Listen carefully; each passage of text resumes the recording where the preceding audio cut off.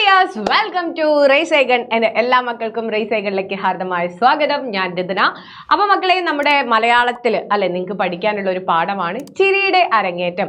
നമ്മളെയൊക്കെ ഒരുപാട് ചിരിപ്പിച്ച, സിനിമകളിലൂടെയൊക്കെ ചിരിപ്പിച്ച ചാർലി ചാപ്ലിന്റെ അല്ലെ ബാല്യകാലത്തുള്ള ഒരു അനുഭവമാണ് നിങ്ങൾ ഇവിടെ ഈ ഒരു പാഠഭാഗത്തിലൂടെ പഠിക്കാൻ പോകുന്നത്. നമ്മളെ ചിരിപ്പിക്കുന്ന അല്ലെങ്കിൽ ഇന്ന് ഉയരങ്ങളിൽ നിന്നൊക്കെ ഒരുപാട് വലിയ വലിയ സ്ഥാനങ്ങളിലൊക്കെ നിൽക്കുന്ന ഒരുപാട് ആളുകൾ അല്ലെ അവരുടെ ബാല്യകാലത്തിൽ ഒരുപാട് കഷ്ടപ്പെട്ടിട്ടാണ് അവർ ഉയരങ്ങൾ എന്താണ് കീഴടക്കിയിരിക്കുന്നത്. അത്തരത്തിൽ നമ്മളെയൊക്കെ ചിരിപ്പിച്ച് അല്ലെ ഇന്ന് ലോകത്തിൽ ഒരു സ്ഥാനം, തൻ്റെതായിട്ടുള്ള ഒരു സ്ഥാനം നിലയുറപ്പിച്ച ചാർലി ചാപ്ലിൻ തൻ്റെ ബാല്യകാലത്ത് അനുഭവപ്പെട്ട അത്രയ്ക്കും അല്ലെ ദുരിതങ്ങളും അതുപോലെ തന്നെ ദാരിദ്ര്യവും ഒക്കെയാണ് ഈ ഒരു പാഠഭാഗത്തിലൂടെ നമ്മൾ പഠിക്കുന്നത്. അപ്പൊ നമുക്കൊന്ന് വായിച്ചു നോക്കാം. വായിക്കുന്ന സമയത്ത് അല്ലെ വളരെ മനോഹരമായിട്ട് മിസ് അത് നിങ്ങൾക്ക് പറഞ്ഞുതരാം. അപ്പോൾ നിങ്ങൾ ചാനൽ ആരെങ്കിലും കാണാത്തതുണ്ടെങ്കിൽ, ഇതുവരെ കണ്ടിട്ടില്ല, അതുപോലെ തന്നെ ഇനി വരുന്ന വീഡിയോ ഒക്കെ നിങ്ങളിലേക്ക് എത്താൻ വേണ്ടിയിട്ട് ചാനൽ സബ്സ്ക്രൈബ് ചെയ്യാനും അതുപോലെ തന്നെ തൊട്ടടുത്ത് കാണുന്ന ബെല്ലൈക്കൺ ഇനേബിൾ ചെയ്യാനും മറക്കരുത്.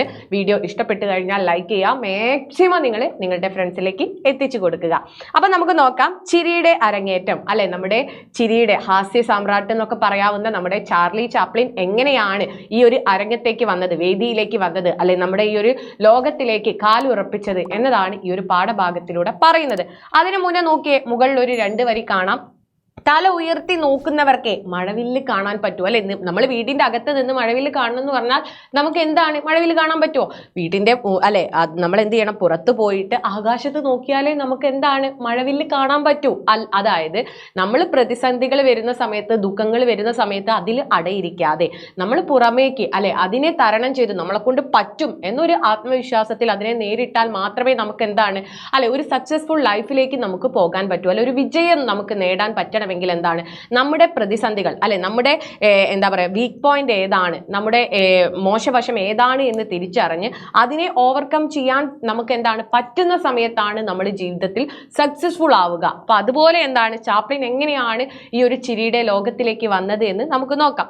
അപ്പൊ അതിനു മുന്നേ നിങ്ങൾക്ക് ഇൻട്രൊഡക്ഷൻ ആയിട്ട് ഇപ്പൊ 4 മാർക്കിനൊക്കെ ഒരു ചോദ്യം വന്നു കഴിഞ്ഞാൽ നിങ്ങൾക്ക് ഇൻട്രൊഡക്ഷൻ ആയിട്ട് നിങ്ങൾക്ക് എഴുതാവുന്നതാണ് ഈ ഒരു ഇൻട്രൊഡക്ഷൻ. കാരണം എന്തായാലും നമുക്ക് ഈ ഒരു യൂണിറ്റിൽ നിന്ന് അല്ലെ പ്രതിസന്ധികളെ അല്ലെങ്കിൽ പ്രതിബന്ധങ്ങളെ തരണം ചെയ്യുന്ന ആളുകളെ കുറിച്ചിട്ടൊക്കെ ഒരു എസ്സേ ചോദിക്കാം. അപ്പൊ നിങ്ങൾക്ക് എഴുതാവുന്ന പോയിന്റ് ആണിത്. സമൂഹത്തിൽ ശ്രദ്ധേയമായ വ്യക്തികളാണ് ആത്മകഥകൾ എഴുതുന്നത്. അവരുടെ ജീവിതവും സംഭാവനകളും സമൂഹത്തിന് പ്രയോജനകരമായി തീരട്ടെ എന്ന ശുഭാപ്തി വിശ്വാസത്തോടെ കാലക്രമത്തിൽ അടയാളപ്പെടുത്തി വെക്കുന്നതാണ് ആത്മകഥകൾ. അപ്പൊ നമ്മളോട് ചിലപ്പോൾ 2 മാർക്കിന് ഒരു ചോദ്യം വരാൻ സാധ്യതയുള്ളത് ഈ ഒരു പാഠഭാഗത്ത് നിന്ന് എന്താണ് ആത്മകഥ? നിങ്ങൾ ഇവിടെ വായിച്ചിട്ടുണ്ടായിരിക്കും. ഇത് എൻ്റെ ആത്മകഥ എന്ന് പറയുന്ന ചാർലി ചാപ്ലിന്റെ ആത്മകഥ എന്ന് വെച്ച് കഴിഞ്ഞാൽ ഒരു വ്യക്തി ഈ സമൂഹത്തിൽ നല്ലൊരു സ്ഥാനം അലങ്കരിക്കുന്ന ഒരു വ്യക്തി തൻ്റെ ജീവിതത്തിൽ താൻ ഇത്രയും കാലം നേരിട്ട അനുഭവങ്ങളും അതിലൂടെ എങ്ങനെയാണ് ഉയർന്നു വന്നത്, എങ്ങനെയുള്ള എല്ലാ കാര്യങ്ങളും എന്താണ് തൻ്റെ ജീവിതത്തെക്കുറിച്ച് മൊത്തത്തിൽ എഴുതി വെക്കുന്നതാണ് ആത്മകഥ അല്ലെ. അതെന്തിനു വേണ്ടിയിട്ടാണ്? ലോകത്തിലെ ആളുകൾക്ക് പ്രചോദനമാകട്ടെ, അവർക്കൊരു മോട്ടിവേഷൻ ആവട്ടെ എന്ന് വിചാരിച്ച് എഴുതുന്നതാണ്. അപ്പോൾ ആത്മകഥ എന്താണ് എന്ന് ചോദിച്ചാൽ നിങ്ങൾ എഴുതിക്കൊള്ളണം എന്താണ് ആത്മകഥ. അതായത് സമൂഹത്തിൽ ശ്രദ്ധേയമായിട്ടുള്ള വ്യക്തികളാണ് ആത്മകഥകൾ എഴുതുന്നത്. അവർ തങ്ങളുടെ ജീവിതം ലോകത്തിന് എന്താണ് മാതൃകയാക്കാൻ വേണ്ടി അല്ലെങ്കിൽ പ്രചോദനമാക്കാൻ ആവട്ടെ എന്ന് വിചാരിച്ചുകൊണ്ട് എഴുതുന്നവയാണ് എന്ത് ആത്മകഥകൾ. ലോക സിനിമയിലെ എക്കാലത്തെയും മഹാനായിട്ടുള്ള ചലച്ചിത്രകാരൻ ചാർലി ചാപ്ലിന്റെ ഹൃദയസ്പർശിയും രസകരവുമായ ആത്മകഥയാണ് പാഠഭാഗം. ലണ്ടൻ തെരുവിലെ കഠിന ദാരിദ്ര്യത്തിൽ നിന്ന് ലോകപ്രസിദ്ധിയിലേക്ക് ഉയർന്ന അദ്ദേഹത്തിന്റെ ജീവിതം വായനക്കാർക്ക് എന്നും പ്രചോദനാത്മകമാണ്. പ്രതിസന്ധികളെ തരണം ചെയ്ത് ജീവിത വിജയം നേടിയവരുടെ ധാരാളം കഥകൾ സാഹിത്യകൃതികൾക്ക് പ്രമേയമായിട്ടുണ്ട്. നിശബ്ദ സിനിമയിലൂടെ, അതായത് അദ്ദേഹത്തിന്റെ സിനിമയിലൊന്നും ശബ്ദം നമുക്ക് കാണില്ല, അപ്പോൾ അങ്ങനെയുള്ള നിശബ്ദ സിനിമയിലൂടെ പ്രേക്ഷകനെ ഇന്നും ചിരിപ്പിക്കുകയും ചിന്തിപ്പിക്കുകയും ചെയ്തുകൊണ്ടിരിക്കുന്ന ചാർലി ചാപ്ലിന്റെ ജീവിത വിജയ വേദിയിലേക്കുള്ള അരങ്ങേറ്റം ഒരു സിനിമയുടെ കഥ പോലെ ദൃശ്യാനുഭവം പകരുന്ന അല്ലെ അങ്ങനെ ഒരു ദൃശ്യ അനുഭവം നമുക്ക് നൽകുന്ന രീതിക്കാണ് ഈ ഒരു ആത്മകഥ അദ്ദേഹം എഴുതിയിട്ടുള്ളത്. അപ്പൊ ഈ രീതിക്ക് ഒരു ഇൻട്രൊഡക്ഷൻ നിങ്ങൾ പഠിച്ചു വെക്കുക. ഓക്കെ, ഇനി നമുക്കൊന്ന് രസകരമായിട്ട് അതൊന്ന് വായിച്ചു നോക്കാം. നിങ്ങൾ മിസ് വായിക്കുന്ന സമയത്ത് അതൊന്ന് അദ്ദേഹത്തിന്റെ ആ വേദിയും അദ്ദേഹത്തെയും ഒക്കെ ഇമാജിൻ ചെയ്തുകൊണ്ട് നിങ്ങളൊന്ന് കഥ കേൾക്കുക. ഓക്കെ, ഞാൻ ജനിച്ച് ഒരു വർഷത്തിന് ശേഷം എന്റെ മാതാപിതാക്കൾ തമ്മിൽ പിരിഞ്ഞു. മദ്യപാനത്തിന് പുറമെ മറ്റെന്ത് കാരണമാണ് അതിന് പിന്നിലുണ്ടായിരുന്നത് എന്ന് എനിക്കറിയില്ല. അമ്മ ജീവനാംശം ഒന്നും ആവശ്യപ്പെട്ടില്ല. ആഴ്ചയിൽ 25 പൗണ്ട് വരുമാനമുള്ള സ്വന്തമായി നിലനിൽപ്പുള്ള ഒരു നടിയായ അമ്മയ്ക്ക് തന്റെയും മക്കളുടെയും ജീവിതത്തെ സ്വയം നയിക്കാനുള്ള പ്രാപ്തിയുണ്ടായിരുന്നു. അപ്പൊ എന്താണ്, അദ്ദേഹം ജനിച്ച്, അതായത് നമ്മുടെ ചാപ്ലിൻ ജനിച്ച് ഒരു വയസ്സായപ്പോൾ തന്നെ അമ്മയും അച്ഛനും തമ്മിൽ വേർപിരിഞ്ഞിട്ടുണ്ടായിരുന്നു. അപ്പൊ അച്ഛന്റെ മദ്യപാനമാണ് അതിന് പ്രധാന ഒരു ഘടകമെന്ന് അവനറിയാം. അല്ലാതെ വേറെ എന്തെങ്കിലും മറ്റു കാരണമുണ്ടോ എന്ന് അവൻ അറിയില്ല. അപ്പൊ നമ്മൾ വേർപിരിഞ്ഞു കഴിഞ്ഞാൽ ഭാര്യ എന്താണ്, ഭർത്താവിന്റെ കയ്യിൽ നിന്നും ജീവിക്കാൻ ആവശ്യമായിട്ടുള്ള പണം വാങ്ങാറുണ്ട്. അതാണ് ജീവനാംശം. പക്ഷെ അമ്മ എന്താണ്, അതൊന്നും വാങ്ങിയിരുന്നില്ല. കാരണം അമ്മ ഒരു നാടക നടിയായിരുന്നു. അപ്പൊ അമ്മയ്ക്ക് ജീവിക്കാനുള്ള പണം അമ്മ എന്താണ്, സ്വന്തമായിട്ട് ഉണ്ടാക്കുന്നുണ്ട്. അതുകൊണ്ട് തന്നെ ആത്മാഭിമാനമുള്ള അമ്മ അന്ന് എന്താണ്, വേർപിരിയുന്ന സമയത്ത് പണമൊന്നും വാങ്ങിയിരുന്നില്ല. എന്നാൽ ദൗർഭാഗ്യം പിടികൂടിയപ്പോൾ മാത്രമാണ് അവർ സഹായധനം ആവശ്യപ്പെട്ടത്. എന്നാൽ അവർക്ക് എന്താണ്, അസുഖം പിടിപെട്ടപ്പോഴാണ് അവരെന്താണ് അച്ഛനോട് ഇങ്ങനെ പണം ആവശ്യപ്പെട്ടത്. അല്ലായിരുന്നെങ്കിൽ അവരൊരിക്കലും നിയമപരമായ നടപടികൾക്ക് മുതിരുകയില്ലായിരുന്നു. അമ്മയ്ക്ക് ശബ്ദ തടസ്സം അനുഭവപ്പെട്ട് വന്നിരുന്നു. ശക്തിയുള്ളതായിരുന്നില്ല അമ്മയുടെ ശബ്ദം. ചെറിയ തണുപ്പ് പോലും ആഴ്ചകളോളം നിലനിൽക്കുന്ന തൊണ്ടവേദനയ്ക്ക് കാരണമാകുകയുമായിരുന്നു. അപ്പം എന്താ പറയുക, അമ്മയുടെ ശബ്ദം എന്ന് വെച്ചാൽ വളരെ സോഫ്റ്റ് ആയിരുന്നു. അപ്പൊ അതിനെന്താണ്, ആ ഒരു ചെറിയൊരു തണുപ്പ് പോലും ആ ശബ്ദത്തിന് കൊണ്ടു കഴിഞ്ഞാൽ അത് ആഴ്ചകളോളം നീണ്ടു നിൽക്കുന്ന തൊണ്ടവേദനയ്ക്ക് എന്താണ് കാരണമാകുമായിരുന്നു. പക്ഷേ അസുഖമുള്ളപ്പോഴും ജോലി തുടരാൻ നിർബന്ധിതയായതിനാൽ തൊണ്ടയിലെ പ്രശ്നം ക്രമേണ ഗുരുതരമായി. അസുഖമുണ്ടായാൽ നമ്മൾ അതിന് തൊണ്ടയ്ക്ക് അസുഖം ഉണ്ടായി കഴിഞ്ഞാൽ നമ്മൾ എന്ത് ചെയ്യണം, മിണ്ടാതെ നിന്ന് റെസ്റ്റ് കൊടുത്തിട്ട് വേണം ആ അസുഖം മാറ്റിയെടുക്കാൻ. പക്ഷേ അമ്മയ്ക്ക് എന്താണ്, ഞങ്ങളെയും വീടും ഒക്കെ വാടകയും ഒക്കെ കൊടുക്കാനുള്ളതിനാൽ അമ്മയ്ക്ക് എന്താണ്, ജോലിക്ക് പോയേ മതിയാകുമായിരുന്നു. അതുകൊണ്ട് അമ്മ എന്താണ്, ആ അസുഖത്തെ കാര്യമാക്കാതെ ജോലിക്ക് പോയതുകൊണ്ട് അസുഖം എന്തായി, ഗുരുതരമായി. സ്വന്തം ശബ്ദത്തെ വിശ്വസിക്കാൻ ആകില്ലെന്നായി. പാട്ടു പാടുന്നതിനിടയ്ക്ക് പെട്ടെന്ന് ശബ്ദം ഇടറുകയോ അതൊരു മന്ത്രണമായി പരിണമിക്കുകയോ ചെയ്യും. അതോടെ കാഴ്ചക്കാർ ചിരിക്കുകയും കൂവാൻ തുടങ്ങുകയും ചെയ്യും. അതിനെക്കുറിച്ചുള്ള വിഷമം ആരോഗ്യത്തെ ക്ഷയിപ്പിക്കുകയും മാനസികമായ തകർച്ചയ്ക്ക് കാരണമാവുകയും ചെയ്തു. അങ്ങനെ അമ്മയ്ക്ക് അമ്മയുടെ ശബ്ദം എന്താണ്, വിശ്വസിക്കാൻ പറ്റാതായി. എപ്പോഴാണ് ശബ്ദം പോവുക, എപ്പോഴാണ് ശബ്ദം ഇടറുക, ഇതൊന്നും എന്താണ് അമ്മയ്ക്ക് അറിയാതെയായി. അമ്മയുടെ നിയന്ത്രണത്തിൽ അല്ലാതായി അമ്മയുടെ ശബ്ദം. അതുകൊണ്ട് തന്നെ എന്താണ്, നാടകം അഭിനയിക്കുന്ന സമയത്ത് തൊണ്ട ഇടറുകയും ശബ്ദം കുറഞ്ഞു പോവുകയൊക്കെ ചെയ്യുന്ന സമയത്ത് കാണികൾ എന്ത് ചെയ്തു, കൂവാൻ തുടങ്ങി. അത് അമ്മയെ ശാരീരികമായിട്ടും മാനസികമായിട്ടും തളർത്താൻ തുടങ്ങി. അങ്ങനെ ഒടുവിൽ എന്തായി, അതിന്റെ ഫലമായി അമ്മയുടെ നാടക പ്രവർത്തനങ്ങൾ കുറയുകയും ഒടുവിൽ അത് പ്രായോഗികമായി നിലച്ചു പോവുകയും ചെയ്തു. പിന്നീട് അമ്മയ്ക്ക് നാടകങ്ങൾ ഉണ്ടായില്ല. 5-ാം വയസ്സിൽ ഞാൻ എൻ്റെ അരങ്ങിലെ ആദ്യ പ്രകടനം നടത്തിയത് അമ്മയുടെ ശബ്ദ പ്രശ്നം കാരണമാണ്. അമ്മയുടെ ശബ്ദം നിലച്ചതുകൊണ്ടാണ് ഞാൻ എന്താണ് ഈ ഒരു രംഗത്തേക്ക്, അല്ലെങ്കിൽ ഞാൻ ഈ ഒരു കലാരംഗത്തേക്ക് എന്താണ് കാൽ വെക്കുന്നത്. വാടക വീട്ടിൽ തനിച്ചാക്കി പോകുവാൻ താല്പര്യമില്ലാത്തതിനാൽ അമ്മ എന്നെ തിയേറ്ററിലേക്ക് കൊണ്ടുവരുന്നത് പതിവായിരുന്നു. അപ്പോൾ അമ്മ എന്താണ്, നാടക സമയത്തിലേക്ക് അല്ലെങ്കിൽ നാടകം കളിക്കുന്ന ആ ഒരു തിയേറ്ററിലേക്ക് അല്ലെ നാടക വേദിയിലേക്കൊക്കെ അമ്മ എന്നെ കൊണ്ടുപോകുന്നത് എന്താണ് പതിവായിരുന്നു. കാരണം ഞാൻ കുഞ്ഞതാണ്. അപ്പൊ എന്നെ വീട്ടിൽ എന്താണ് തനിച്ച് നിർത്തി പോകാൻ പറ്റില്ല. അമ്മ അന്ന് അൽഡർ ഷോട്ടിലെ ക്യാൻറ്റീൻ തിയേറ്ററിലായിരുന്നു അമ്മ അഭിനയിച്ചിരുന്നത്. എവിടെയാണ്, അൽഡർ ഷോട്ടിലെ. ആ അൽഡർ ഷോട്ടിലെ നാടകത്തിന് ഒരു പ്രത്യേകതയുണ്ട്. ഈ നാടകം എന്താണ്, അധികവും കാണാൻ വരിക സൈനികരൊക്കെയാണ്. അപ്പോൾ അതിലായിരുന്നു എന്താണ് അമ്മ അഭിനയിച്ചിരുന്നത്. അങ്ങനെ നിലവാരം കുറഞ്ഞതും മോശവുമായ ആ തിയേറ്ററിലെ കാണികളിൽ കൂടുതലും സൈനികരായിരുന്നു. അപ്പൊ ഈ തിയേറ്റർ, ഈ നാടകം എന്ന് പറയുന്നത് വളരെ നിലവാരം കുറഞ്ഞതാണ്. വളരെ എന്താ പറയുന്നത്, അധികം ആളുകൾ കാണാൻ വരാത്ത നാടകങ്ങളാണ്. അപ്പൊ ഇതിന്റെ കൂടുതൽ കാഴ്ചക്കാർ എന്ന് പറയുന്നത് ആരാണ്, സൈനികരാണ്. സൈനികരെ നമുക്കറിയാലോ അല്ലെ, കുറച്ച് ദുഷ്ടന്മാരായിരിക്കും. അവർക്ക് ആളുകളുടെ മാനസികമായിട്ടോ അല്ലെങ്കിൽ അവരുടെ വേദനകളൊന്നും അവർ മനസ്സിലാക്കണ്ട. അവരെന്താണ് കളിയാക്കാനും കുറ്റം പറയാനും ഒക്കെ എന്താണ് മിടുക്കരാണ് ഈ സൈനികർ എന്ന് പറയുന്നത്. മറ്റുള്ളവരെ ദ്രോഹിക്കുക എന്നതാണ് അന്നത്തെ കാലഘട്ടത്തിലെ സൈനികരുടെ പ്രധാന വിനോദം തന്നെ. അങ്ങനെ ആ സൈനികരായിരുന്നു ഈ നാടകം കാണാൻ വന്നിരുന്നത്. വഴക്കാളികളായിരുന്ന അവർക്ക് പരിഹസിക്കുവാനും ആക്ഷേപിക്കുവാനും ചെറിയ കാരണങ്ങൾ മാത്രം മതിയായിരുന്നു. നടീനടന്മാർ അൽഡർ ഷോട്ട് പ്രദർശന വാരം ഒരു ഭീകര അനുഭവ കാലമായിരുന്നു. അതായത് ഈ അൽഡർ ഷോട്ട് നാടകത്തിൽ അഭിനയിക്കുന്ന നടീനടന്മാരെ സംബന്ധിച്ച് അവർക്ക് നാടകത്തിൽ അഭിനയിക്കുക എന്താണ് വളരെ ഒരു ഭീകര അനുഭവമായിരുന്നു, പേടിപ്പെടുത്തുന്ന അനുഭവമായിരുന്നു. പണമില്ലാത്തത് കൊണ്ടാണ് ഇവരൊക്കെ എന്താണ് ഈ ഒരു നാടകത്തിൽ അഭിനയിക്കാൻ തന്നെ വരുന്നത്. കാരണം ഇതിന്റെ കാഴ്ചക്കാർ എന്ന് പറയുന്നത് സൈനികരാണ്. അവരെന്താണ് കൂക്ക് വിളിക്കുകയും ആക്ഷേപിക്കുകയും തെറി പറയുകയും ഒക്കെ ചെയ്യും. അപ്പൊ ഇതൊക്കെ അനുഭവിച്ചുകൊണ്ടാണ് അമ്മ എന്താണ് തങ്ങളെ പോറ്റിയിരുന്നത്. അപ്പോൾ ഇപ്പോഴെന്താണ് അമ്മയുടെ ശബ്ദം പോലും അതിന് തടസ്സമായി. അമ്മയുടെ ശബ്ദം ഇടറുകയും അതൊരു പിറുപിറുപ്പായി മാറുകയും ചെയ്തപ്പോൾ വേദിയുടെ പാർശ്വഭാഗത്ത് നിൽക്കുകയായിരുന്നു ഞാൻ. അപ്പോൾ അമ്മയുടെ തൊണ്ട ഇടറുന്ന സമയത്തും അമ്മയുടെ ശബ്ദം കുറയുന്ന സമയത്തും ഇത് കണ്ടുകൊണ്ട് ആ വേദിയുടെ ഒരു വശത്ത് ഒരു ഭാഗത്ത് ഞാൻ എന്താണ് കുഞ്ഞായിരുന്ന സമയത്ത് ഇത് കണ്ടുകൊണ്ടിരിക്കുകയായിരുന്നു. അങ്ങനെ കാണികൾ എന്താണ് ചിരിക്കാനും കളിയാക്കി പാടാനും പൂച്ച കരയാനും ഒക്കെ തുടങ്ങി. നമ്മൾ ഉണ്ടാവുമല്ലേ, നാടകം പൊളിഞ്ഞു കഴിഞ്ഞാൽ, എന്തെങ്കിലും ഒരു പരിപാടി പൊളിഞ്ഞു കഴിഞ്ഞാൽ നമ്മുടെ കൂട്ടത്തിലിരിക്കുന്നവർ കാക്ക കരയുന്ന പോലെയും പട്ടി കുരയ്ക്കുന്നത് പോലെയും കൂവൊക്കെ ചെയ്യാറുണ്ട്. കാരണം അവരെ കളിയാക്കുന്നതാണ്. അങ്ങനെ അമ്മയുടെ ശബ്ദം ഇടറിയ സമയത്ത് കാണികൾ എന്താണ് കളിയാക്കാൻ തുടങ്ങി.